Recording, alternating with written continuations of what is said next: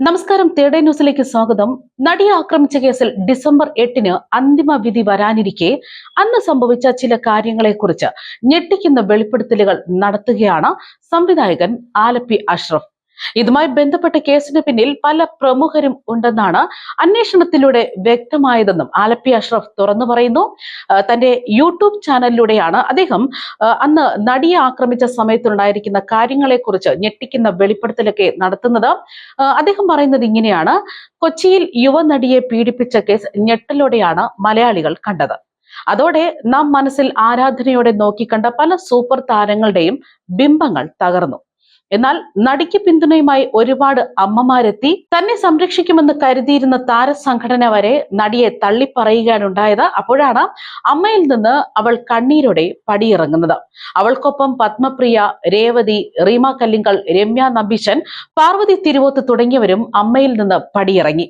ആക്രമണ വിവരം അറിഞ്ഞ ഉടൻ നടിയുടെ അടുത്തേക്ക് ഓടിയെത്തിയ MLA ആണ് അന്തരിച്ച PT തോമസ്. അദ്ദേഹം അതിജീവിതയുടെ അടുത്തേക്ക് എത്തിയതോടെയാണ് ഈ സംഭവം പുറത്തേക്ക് വരുന്നത്. പരാതി കൊടുക്കണമെന്ന് നടിയോട് ആവശ്യപ്പെട്ടത് PT ചാക്കയായിരുന്നു. PT തോമസ് ആയിരുന്നു. ഒരുപക്ഷെ ആ സ്ഥാനത്ത് മറ്റൊരാളായിരുന്നെങ്കിൽ കേസ് പുറം ലോകം അറിയില്ലായിരുന്നു. ആ സമയത്ത് PT തോമസ് പറഞ്ഞത് ഈ വിവരം നടിയുടെ ഭാവി വരനെ അറിയിക്കണം എന്നാണ്. ശേഷം നിയമപരമായി നീങ്ങാൻ അനുവാദം ചോദിക്കുക എന്നതാണ് അദ്ദേഹം പറഞ്ഞത്. ഇത് കേട്ട അതിജീവിതയുടെ ഭാവി വരൻ പറഞ്ഞത് നിയമപരമായി മുന്നോട്ട് പോകണമെന്നും പ്രതികളെ വെറുതെ വിടാൻ പാടില്ല എന്നുമാണ്. ഈ സംഭവം നടക്കുന്ന സമയത്ത് മലയാളത്തിൽ ഏറ്റവും കൂടുതൽ പ്രതിഫലം വാങ്ങുന്നവരിൽ അതിജീവിതയും ഉണ്ടായിരുന്നു. തമിഴിലും തെലുങ്കിലും അവർക്ക് മലയാള ചിത്രങ്ങളെക്കാൾ പ്രശസ്തി കൈവരിക്കാനായി തന്നെ ഉപദ്രവിക്കാതിരിക്കാൻ എത്ര പണം വേണമെങ്കിലും നൽകാമെന്ന് നടി പ്രതികളോട് അപേക്ഷിച്ചു.